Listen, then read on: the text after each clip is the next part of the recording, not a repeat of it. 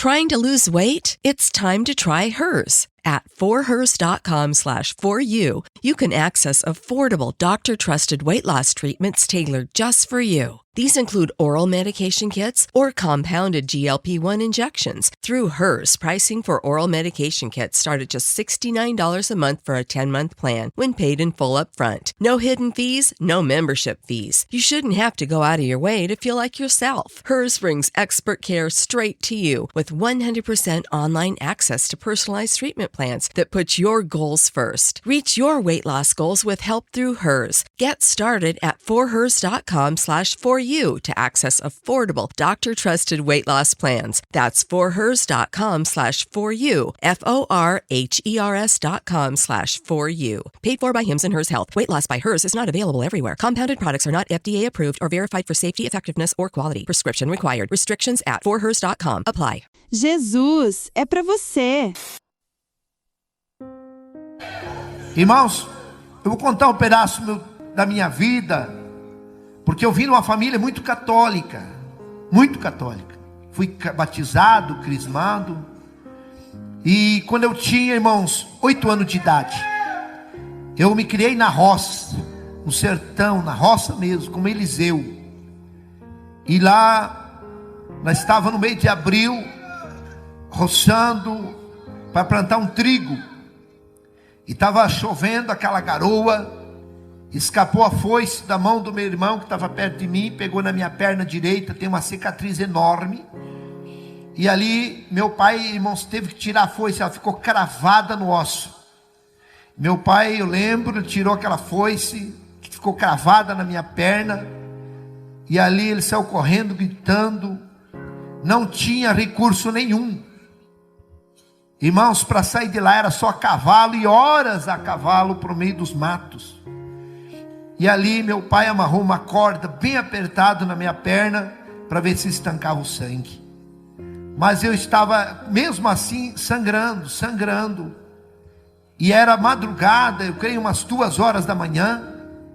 Veio o diácono Oscar, que Deus já levou ele, e falou assim: o que aconteceu aqui? Ele veio a cavalo e falou assim: o que aconteceu aqui que Deus me mandou aqui? Aí meu pai contou, ele veio lá, desamarrou aquela corda, orou e Deus estancou sangue na hora, para a glória de Deus. Eu estava chorando de dor. Aquele não tinha nem um doril, nem um anador, nada. Irmãos, na hora passou a dor. Ficou aquele corte branco. Eu tenho uma cicatriz enorme na minha perna direita. E ali ele falou ainda para o meu pai: esse menino não vai morrer, porque esse menino vai ser um pregador do evangelho. Passou-se 19 anos de idade, 18 anos me casei, 19 anos a minha esposa estava grávida, fazia 1 ano de casado. Ela estava grávida, e ali ela tinha problema gravíssimo, ela tinha útero infantil. E com 6 meses nasceu o meu primeiro filho. Deu hemorragia, não teve como evitar, levamos às pressas, mas até chegar no hospital não tinha mais recurso. Nasceu o meu filho primogênito, Davidson, com 600 gramas. Os médicos não tinham recurso, improvisaram uma estufa e disseram para mim: esse menino tem 1% de vida.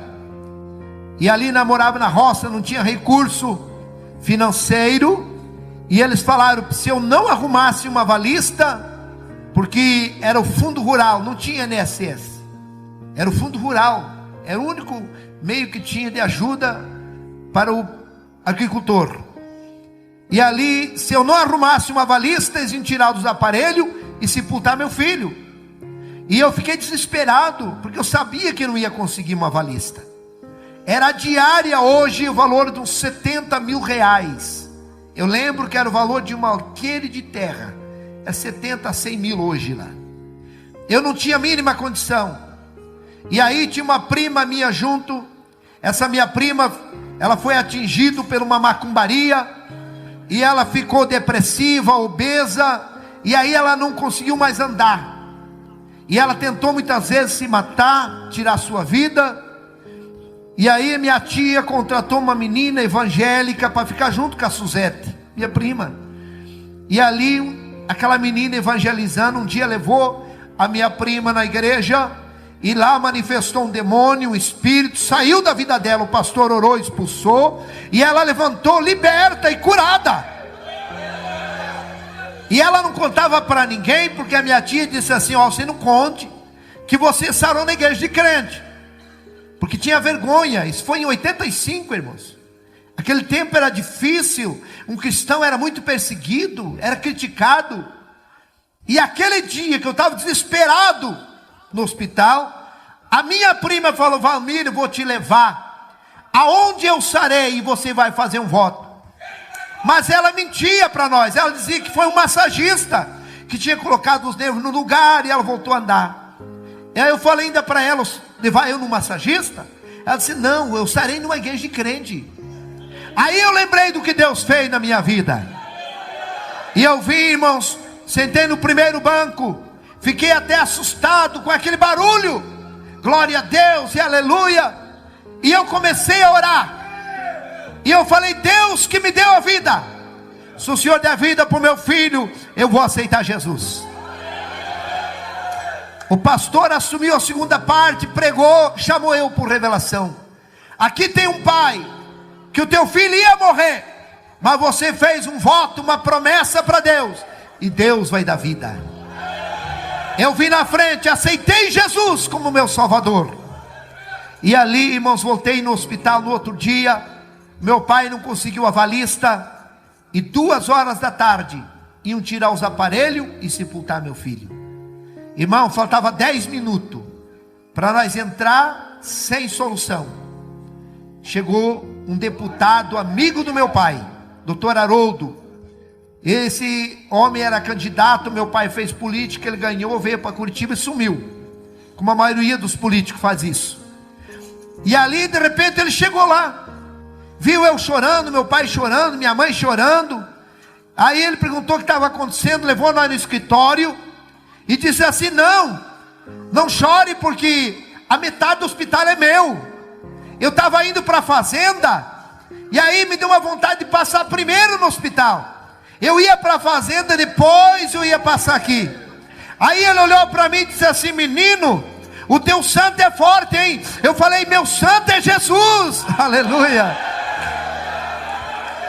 Irmãos, o médico chamou, a médica tinha feito o parto, a doutora Vemilda, e disse assim: ó, quantos dias esse menino precisar, deixa ele na estufa. E ele assumiu a dívida. Ficou 72 dias. Levamos para casa com 900 gramas. E vai morrer porque o coração dele está com defeito, não vai falar, não vai andar. E eu levando ele na igreja, e Jesus foi curando. Está lá ele, irmãos, 32 anos para a glória de Deus. É diácono da igreja, aleluia. Irmãos, só que meu sogro macumbeiro, minha sogra, ninguém aceitava. Minha esposa falou para mim: se você continuar nessa igreja, nós vamos se divorciar. O dia que foi para mim descer as águas, ela disse assim: você vai se batizar? Eu ia sábado, pegava o ônibus, eu ia 7 quilômetros a pé, até no asfalto, pegava o ônibus sábado e voltava segunda-feira, de meio-dia. Eu pegava o ônibus Francisco Beltrão, indo para Salgado Filho, meio-dia de segunda-feira. Ela era ciumenta, criticava: leva o colchãozinho, já arrumou a irmãzinha mesmo, fica para lá.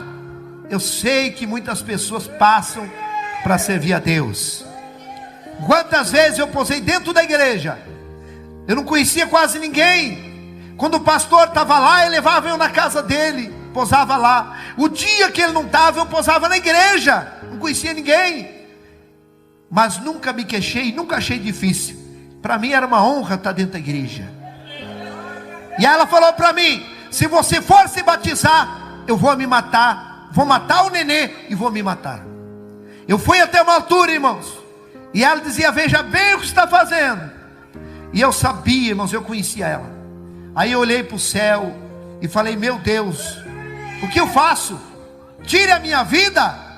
Foi a primeira vez que eu ouvi a voz de Deus. Deus falou assim, irmãos: meu filho, não temas, eu estou contigo. E eu fui.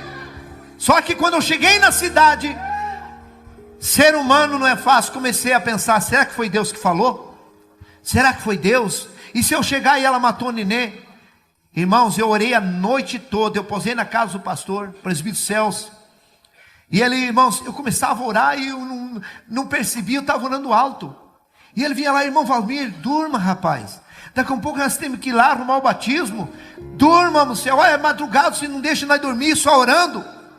Aí eu falei, pastor do céu, eu não sei se eu fiz certo. Aí contei a história para ele, disse, não. Se Deus falou, Deus vai cuidar. No outro dia, irmão, não dormi nada. Eu estava na fila, vestido de guardapó branco. Uma irmã, esposa do pastor, chamou por revelação, aqui tem um irmão, que Deus diz assim, da tua família eu estou cuidando. Irmãos, depois de 5 anos, naquela guerra, eu já estava pregando o evangelho, dirigindo 5 igrejas, e a minha esposa não era crente. Aí não dava mais. Um dia Deus falou, vou tratar com ela. Começou o problema de coração. Irmãos, ela dava ataque, dava um desmaio do coração. Ela ficava toda roxa. E aí deu um problema no útero dela, câncer. Um dia ela foi na igreja, depois de 1 ano e 8 meses, desenganada. Ela foi na igreja, aceitou Jesus. No outro dia, ela expeliu o câncer inteirinho para a glória de Deus. Só que, irmãos, a luta dela foi grande, porque ela foi até deserdada da família. E ali ela mais crente do que eu, orando. Aí Deus, irmãos, um dia, fazia uns 2 anos que ela tinha expelido o câncer. Ela teve um sonho, que ela estava grávida, e que a cantora Léa Miranda vinha lá em casa com 2 malas de roupa de criança, e dizia, eu vim trazer a roupa do pregador Felipe. E ela disse, amor, eu estou grávida. Eu disse, de novo, meu Deus. Ah, não, estou grávida. Fomos no hospital, fazia 5 meses que ela estava grávida. O médico que desenganou ela, você não morreu ainda, mulher? Ela disse, não, fui na igreja, Jesus me curou. O médico põe as mãos na cabeça. Ela disse, eu estou grávida. Não pode, deita aqui. Quando ela deitou, o médico ponhou, irmão, o aparelho na barriga, escutou o barulho do coração do neném, e disse assim, você está grávida mesmo? E ali começou a olhar a mãozinha, o rostinho. E é o menino, eu falei, é o Felipe. Aleluia. Está lá o Felipe, irmãos, 1,82 m, maior que o pai. O útero dela aguentou até os 8 meses. Mas Deus mostrava para ela que Deus ia levar ela.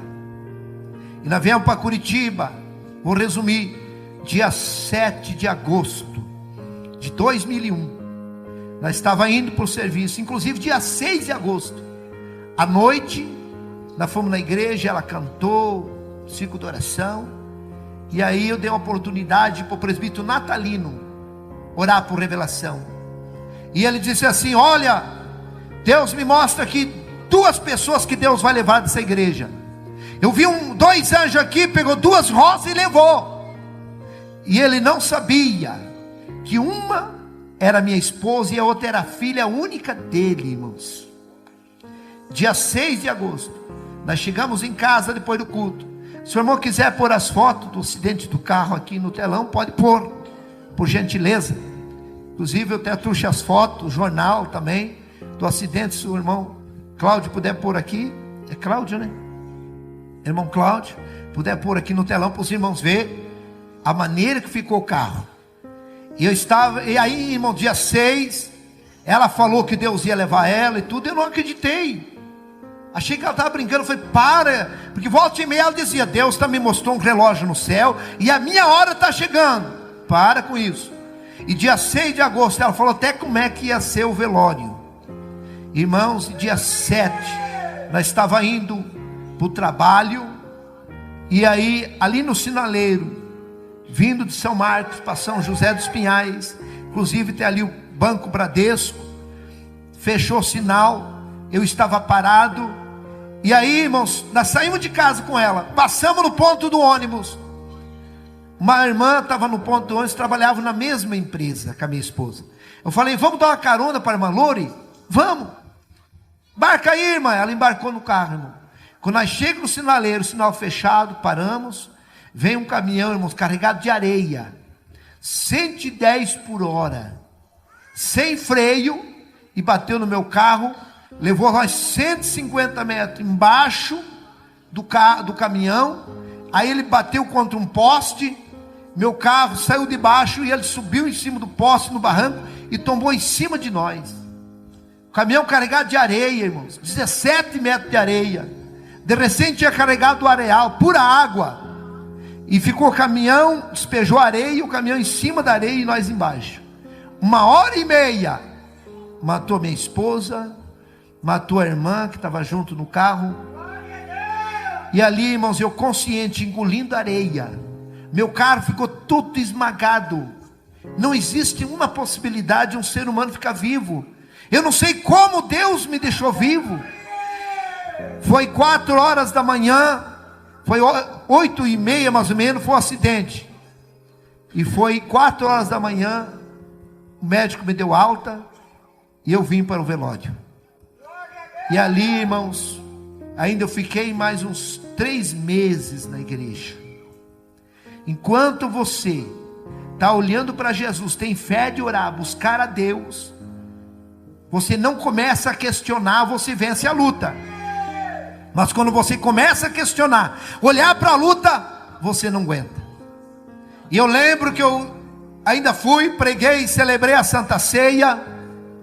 E eu cheguei em casa, meus filhos chorando, não queriam ir para casa. Mãe, cadê a mãe? Vamos esperar a mãe, pai. Não, meu filho, a mãe já está no céu. Não, tinha um com 10 anos e outro com 14. Os dois prematuros, irmãos, muito apegado da mãe. Quando, irmãos, eu cheguei em casa, meus filhos chorando. O mais novo estava entrando em depressão. E eu começava, já fazia uns 7 dias, eu questionando, por que isso?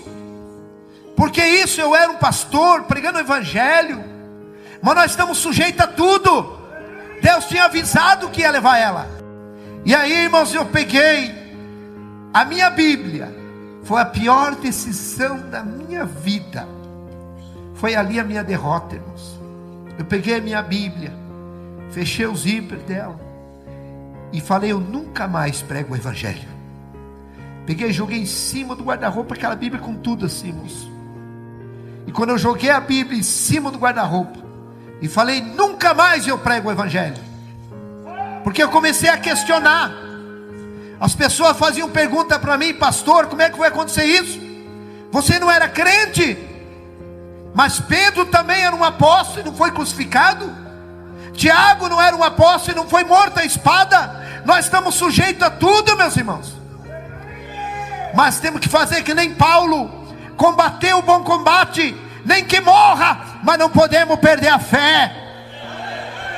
Aquele dia eu perdi a fé em Jesus, e ali eu senti sair de mim o Espírito Santo, e eu fiquei tão vazio, irmãos, não tinha mais sentido a minha vida.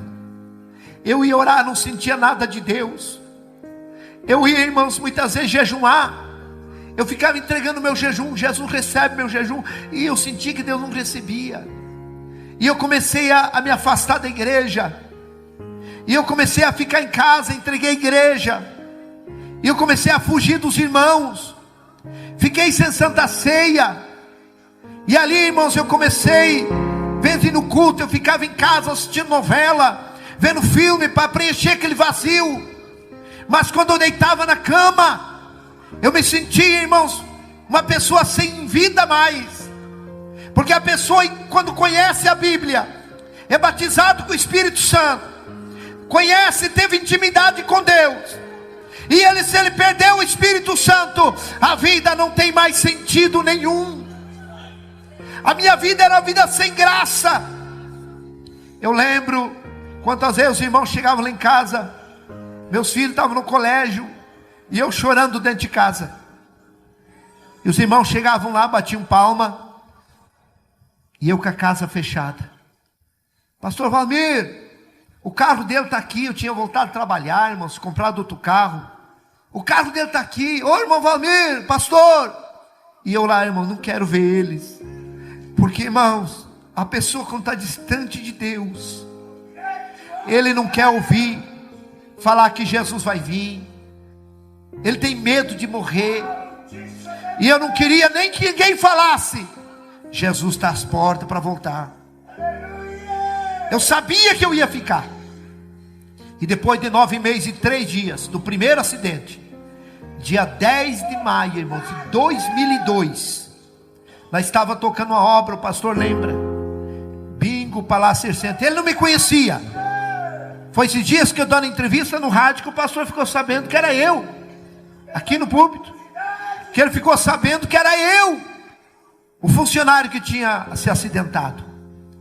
Dia 10 de maio de 2002, eu saindo de casa, Deus falou comigo ainda, irmãos. Por isso que Deus sempre avisa. Essa palavra, quando ouvi a voz do Senhor, não endureça o coração. Irmãos, eu fui até a garagem, eu chorei, porque Deus falou comigo, não vá trabalhar hoje. Eu fui até o carro, voltei até o carro, mas eu tinha 4 funcionários. E nós éramos 2 responsáveis por 52 funcionários. E ali, irmãos, eu falei, eu não posso, eu tenho que ir. E eu peguei meu carro e fui. Quando eu cheguei na obra, tinha um obreiro, que era um funcionário meu, o irmão Rubens. Esse irmão Rubens, ele era crente, dirigente de igreja. E ele veio e me abraçou e disse assim, pastor Valmir, volte para a igreja. Jesus está voltando, nós somos mortal, pastor. E eu falei ainda para ele, onde é que você vai pregar hoje? Ele falou, eu vou pregar na minha igreja. Ele dirigia uma igreja lá em Contenda. Eu falei, então hoje eu vou lá. Vou lá na tua igreja hoje, pegar o carro, os piá e vou lá. E vou reconciliar. Ele disse, então vai lá hoje. Mas para ele parar de falar. Eu não ia. Eu só falei aquilo só para ele parar de falar que Jesus ia vir. Irmãos, 11h30 da manhã, eu subi para ajudar em cima do telhado, para ajudar, irmãos, os carpinteiros a cobrir ali aquele barracão. E ali, irmãos, eu ajudando um servente a levar uma telha. Eu não sei se não foi o diabo, irmãos, que fez aquilo. Ele numa ponta da telha, eu levando na outra, e deu um vento tão forte, que me desequilibrou. Eu estava sem cinto, não tinha cinto para mim. E aí eu desequilibrei em cima daquela tábua, e eu me obriguei a pisar na telha, essas telhas de 6 milímetros. E quando eu pisei na telha, a telha furou, ela quebrou. Quando afundou minha perna, eu gritei, meu Deus, eu vou morrer e eu estou desviado. Porque eu sabia aonde eu ia cair. Ou era ferro de ponta, ou era essas pedras de calçamento paralelepípedo. Porque ali era um estacionamento, nós ia fazendo os barracões, ia tirando as pedras e jogando em cima do concreto. E quando afundou minha perna, eu tentei me agarrar, não foi quebrando, e eu vim 8,70 m a 9 metros de altura. Eu caí, irmãos, de cabeça em cima daquele monte de pedra. Ainda eu levei as minhas mãos. Esse braço, irmão, é tudo platina. Ele ficou mais curto. Olha o tanto que ele é mais curto. Esse aqui também, irmãos, tem pino e platina. O meu joelho esquerdo, eu não tenho patela, é um pedacinho de ferro e pino. Pela medicina eu não podia andar. Eu mexo com a minha perna assim, estrala pino com pino. E eu caí e bati minha cabeça em cima daquelas pedras. Quebrou todo o meu crânio, irmãos. Deu traumatismo craniano. E ali quando eu caí no chão, ainda agonizando, eu tentei reconciliar. Já entrei em coma. E quando eu entrei em coma, que apagou tudo, eu comecei a ver uma neblina branca. Eu já estava morto ali. Eu vi uma neblina branca e comecei, eu falei, meu Deus, o que aconteceu comigo? Aí eu vi, irmãos, a morte vindo. Ela é idêntica a essas lesmas que tem na parede do banheiro, só que ela era do tamanho de um caminhão. Ela vinha voando assim, e eu já deduzi a morte. E eu gritei, morte não, eu não posso morrer, eu estou desviado. E ela veio e me engoliu. Quando ela me engoliu, irmão, eu saí do meu corpo. Eu saí do meu corpo, eu já estava só o espírito. E eu fiquei a 4, 5 metros de altura. E eu vi o meu corpo caído no chão. Eu vi esse irmão Rubens que falou para mim, me acudindo ali, me socorrendo. E eu disse assim: irmão Rubens, me ajude a voltar para o meu corpo. Eu saí do meu corpo. Vida após a morte é tão normal, tão real como essa aqui, irmãos. A gente vê, é normal, é natural assim, é real igual aqui, ó. Você, irmãos, quando a gente morre, a gente vê o nosso corpo no chão, igual você vê a tua roupa, teu calçado. Eu dizia: meu Deus, eu saí do meu corpo. Olha lá, meu corpo, é ele. Irmão Rubem, eu quero voltar, me ajude. Mas ele não me escutava, porque nós não conseguimos escutar a voz de espírito. Eu tinha saído do meu corpo. Para tudo tem um jeito, mas para a morte não há jeito a não ser Jesus, irmãos. Se Deus não te levar você vivo para o céu no arrebatamento, com certeza você irá ver o teu corpo também. Aleluia. E ali, irmãos, eu estava no ar, sem domínio, não sabia para onde ir. E eu gritava: meu Deus, me ajuda eu voltar para o meu corpo. Eu vou voltar para a igreja. De repente ouvimos uma gargalhada, aquela risada debochada, aquela gargalhada debochada. E eu olhei assim, eu vi 2 demônios me olhando. Terrível, irmãos. Como fosse um cachorro, um cão assim, cabeça de cachorro, mão de pessoas, mas ele não tinha dedo, eles tinham garras. E eles falaram assim para mim: agora não tem mais jeito, agora você está morto. E começaram a dar aquelas gargalhadas. E eu gritava: não, eu sou crente, tentando enganar o diabo. Irmãos, e eles sem misericórdia me pegaram, me levaram para o lado esquerdo, para esse lado. E ali eles me levaram e me jogaram dentro de um poço, de um túnel assim, ó. Pá, igual joga um lixo. Irmãos, vida após a morte é tão real, que eu dizia: não é verdade que eu morri. Eu vou me acordar, é um sonho, é um pesadelo. E quando eu acordar desse pesadelo, eu vou voltar para a igreja. Mas eu abri meu olho, eu vi, irmãos, a boca daquele poço, daquele túnel, ficando para cima e eu caindo. E eu gritava: pai, solte uma corda. Eu gritava para meus filhos: solte uma corda, meus filhos. O pai caiu num buraco. Solte uma corda, pelo amor de Deus. Irmãos, vida após a morte, ela é real, irmãos. E eu dizia: meu Deus, eu estou indo para o inferno. A minha esposa está no céu porque eu desviei. Irmãos, enquanto nós estamos vivos, nós muitas vezes defendemos nossos erros. Nós mesmo, até mesmo escondemos as coisas, negamos. Mas quando a pessoa morre, a gente fala o que está na consciência. E ali eu começava a dizer, falar minhas falhas, porque eu desviei.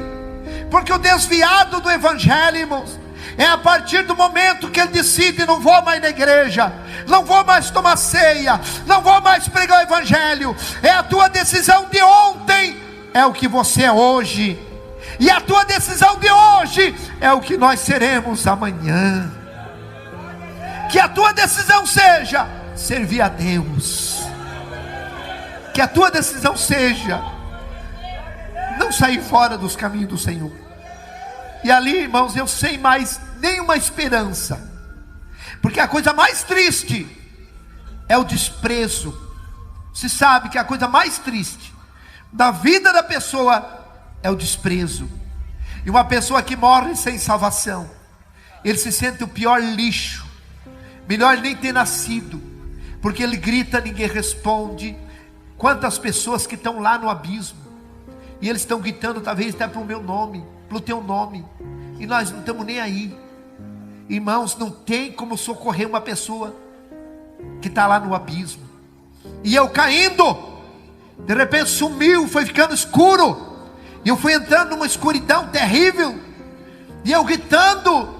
Mas não era um poço pequeno, irmãos, era maior que essa igreja, era enorme. E muitas pessoas caíam também gritando comigo. E eu comecei a ouvir gritos aterrorizantes que vinha lá de baixo, de milhares de pessoas. Não era grito de ai. Eu já ajudei a cuidar pessoas, irmãos, em fase terminal de câncer. E irmãos, só o gemido das pessoas. Você não consegue comer, você não consegue ter paz. Quem já ajudou a cuidar de pessoas assim? Você sabe o que eu estou falando. Aquele ai, não tem como você nem comer. Mas lá no inferno não é esse grito, é grito de ânsia aterrorizante.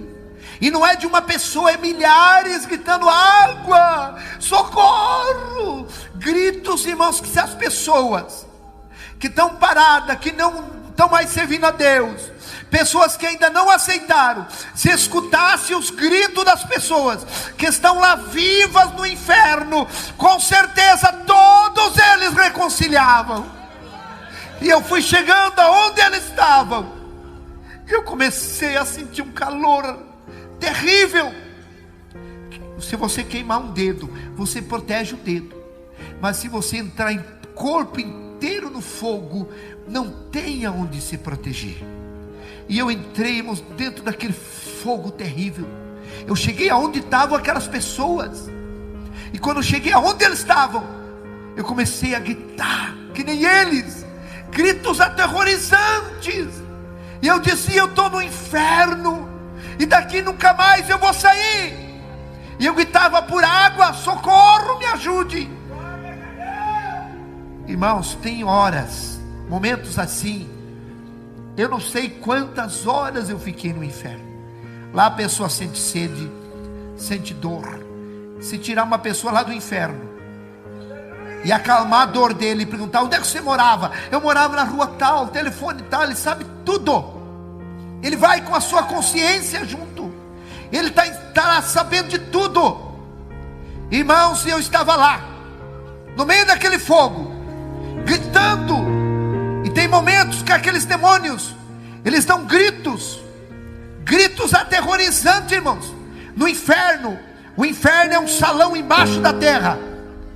Tem como fosse uma botija, um túnel que desce, e embaixo da terra aquele enorme salão.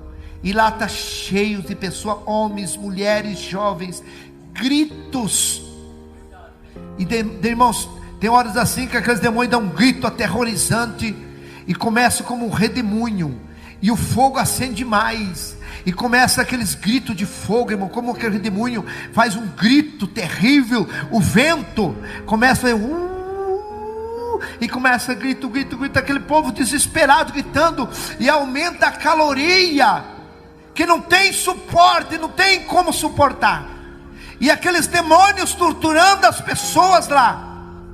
Irmãos, tem coisas que eu não conto, o que aquelas pessoas estão passando lá.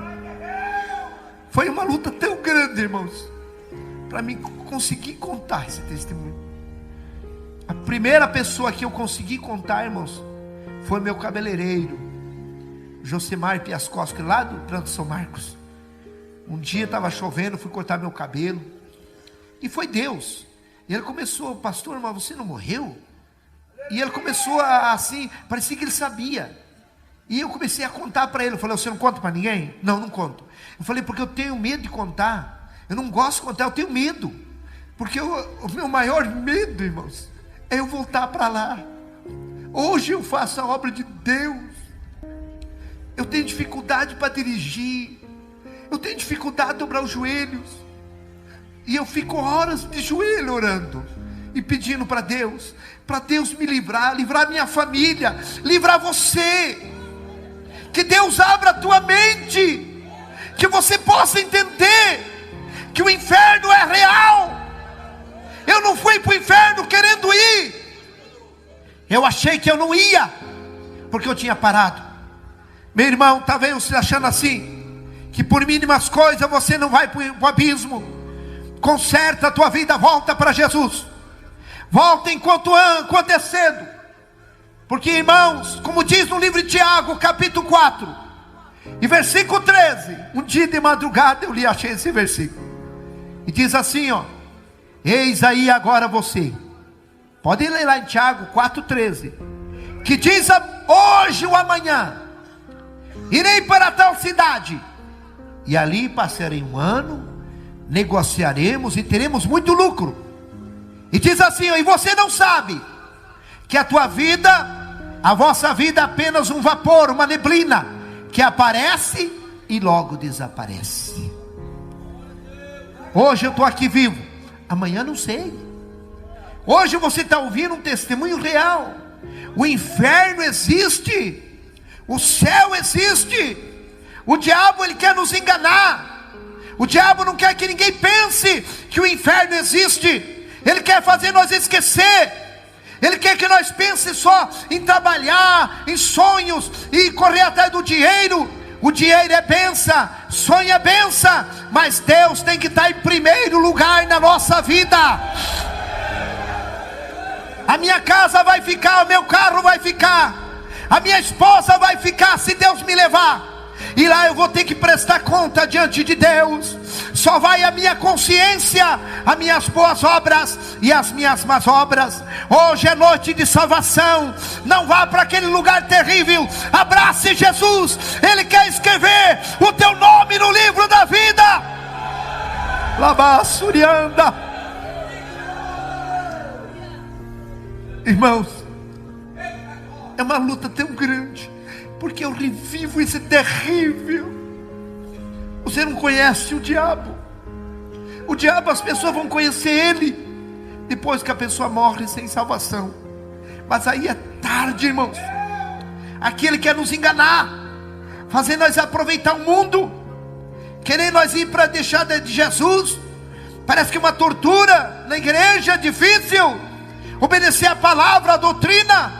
Mas eu te digo, vale a pena você perder esse mundo e ganhar a tua salvação. E lá eu estava, irmão, naquele terrível lugar, gritando, gritos aterrorizantes eu gritava. E de repente deu um estalo assim, ó, pá, como um raio. E eu escutei uma voz que gritou: Valmir! E me pegou nesse braço. Poucos segundos me tirou de lá. E quando nós saímos no claro do mundo, eu gritava, eu chorava de dor. E ele falava bem calmo, que eu creio que é o próprio Jesus. Não chore. Eu dizia: Senhor, eu estou tudo queimado. E ele deu um sopro, aliviou. E ele disse: vamos lá na terra, eu vou mostrar o meu caminho para você. Nós viemos, eu conhecia a cidade. Ele me levava assim voando. Irmãos, eu era como um germe na mão dele, muito pequeno. Ele me levava segurando pela mão, voando.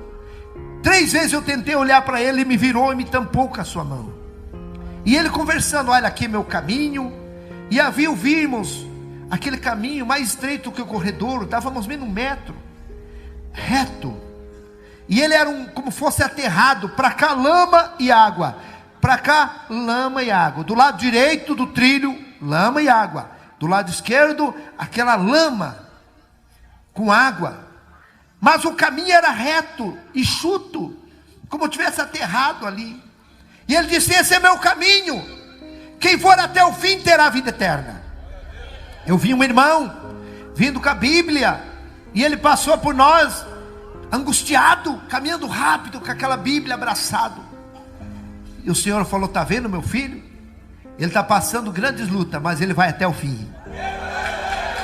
Você pode passar luta, você pode ter até decepções, mas não desista. Jesus acredita que você vai ir até o fim. Vinha uma irmã com um bebezinho nos braços e puxando um menininho, ela chorando.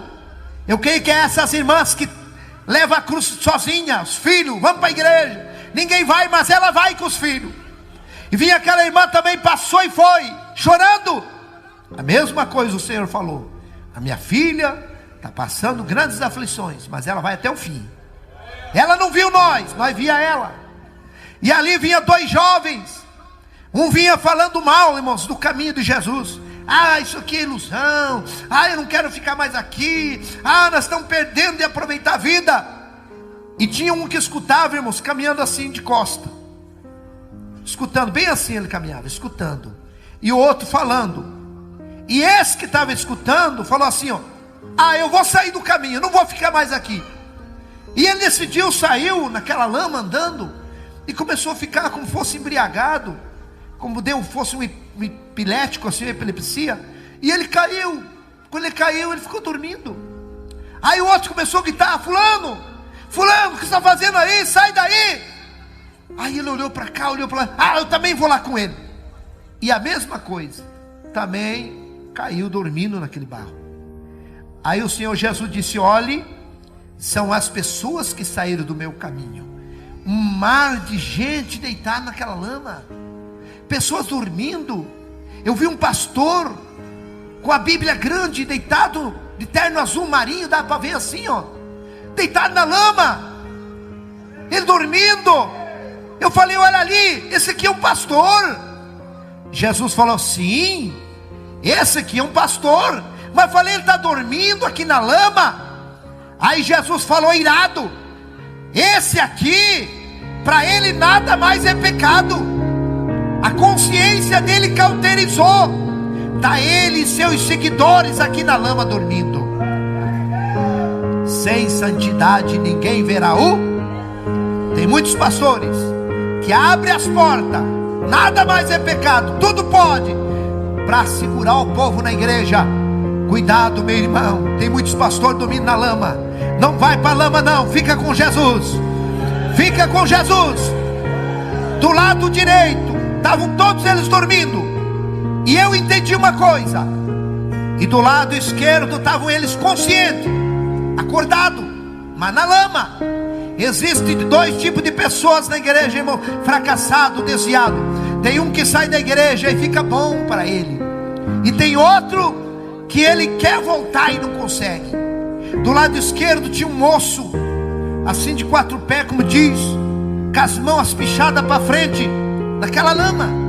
E ele gritava: eu quero voltar 50 centímetros, para voltarmos no caminho. E ele dizia: eu quero voltar, mas não tinha força, as mãos travadas. Aí Jesus falou: esse que quer voltar, mas ele não quer se desprender. Quantas pessoas querem voltar para os caminhos, mas não quer se desprender do mundo? Quer voltar, grita, tem vontade, mas não quer se desprender. Se desprenda, meu irmão, aleluia. Ele fazia força com as pernas, mas as mãos segurava. Que nada segure você de voltar para Jesus hoje, decidido. Tinha mais à frente um casal. Posso contar, irmão? Tem parte que é pesado. Posso contar? Quem concorda?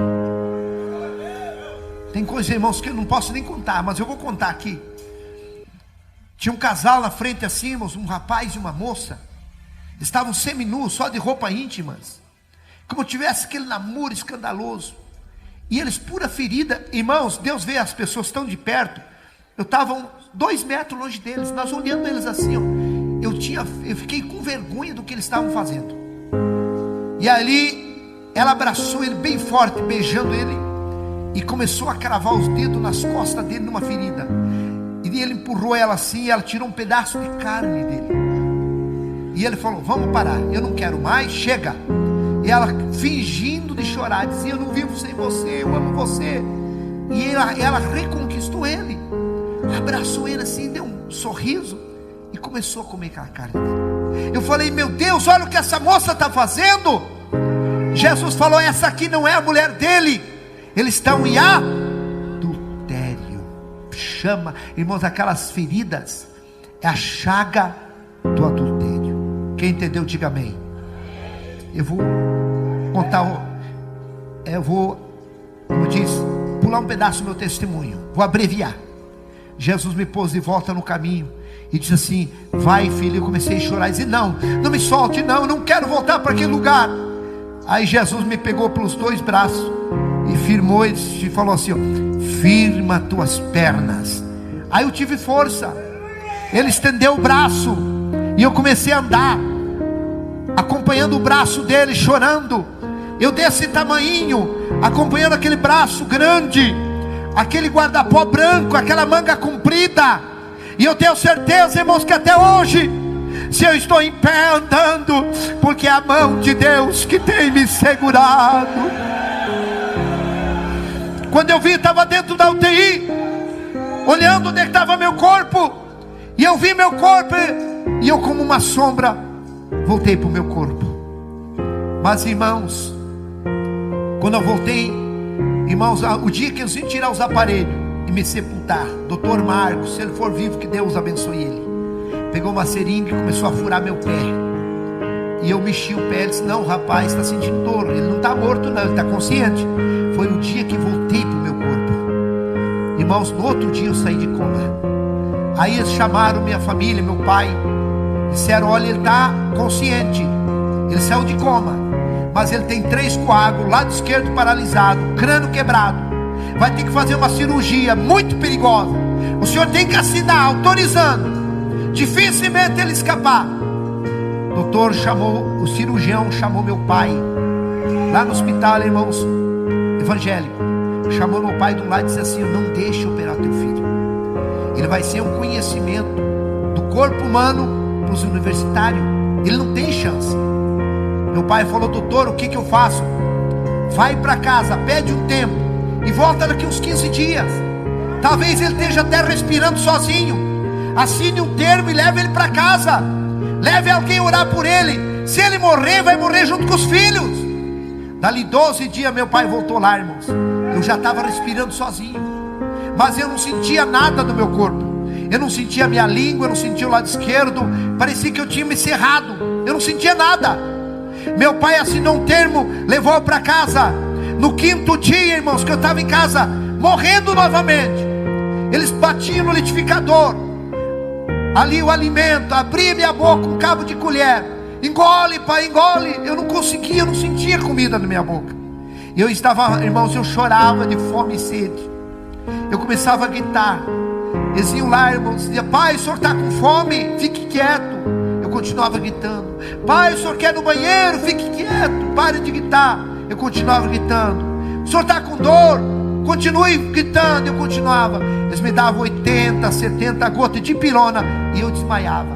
No 5º dia, irmãos, eu estava morrendo, entrando dentro de um freezer gelado. Já estava até aqui. E eu gritei muito fraco. Meus filhos não escutaram. E de repente eu vi os passos de uma pessoa que entrou no meu quarto. Entrou aquela luz forte. Foi o próprio Jesus que veio de novo me dar vida. E quando ele veio a par da minha cama, eu entendi: é Jesus que está aqui. E eu falei: Senhor, se o Senhor me der vida, eu vou levar a tua palavra onde o Senhor me mandar. E ele me deu um sopro. E eu comecei a sentir a minha língua, sentir meu corpo. E eu comecei a gritar. Meu pai veio lá. E aí eles trouxeram o alimento batido no liquidificador e eu consegui engolir. Irmãos, dali 17 dias, eu comecei a andar sem muleta, para a glória de Deus. Eu estou aqui vivo, falando que Jesus vivo. Jesus está vivo, igreja. Ele cura. Não existe nada difícil para Deus. Que Deus te abençoe. Hoje Deus restaurou minha vida. Deus me deu uma outra esposa abençoada, está aqui. Depois de 3 anos de viúvo, me casei. Deus me deu um Misael. Irmãos, a maioria da minha família não vem. Pai, o senhor vai contar o testemunho? Vou. Então não vou, pai. Então ficar em casa, eu não gosto de ouvir, pai. Porque eles sabem, eles me acompanharam. Aleluia. Daí minha esposa veio para me ajudar. É tão difícil. Meu irmão, em nome de Jesus Cristo, você que está parado, volte. Talvez, irmãos, eu saí para trabalhar 11h30 da manhã, eu estava morto. Talvez seja o último culto teu. Talvez seja o último testemunho que Deus não deixou você morrer, para você ouvir e saber que o inferno existe e que Jesus quer te salvar, que Jesus quer te perdoar. Talvez o diabo tenha falado que você não tem perdão. É o diabo que fala na mente, porque na nossa mente é um campo de guerra. Aqui dentro ele trabalha, ele luta, mas também Deus trabalha e Deus luta. O diabo luta com a incredulidade e Deus luta para nós crer, porque tudo é possível aquele que nele crê.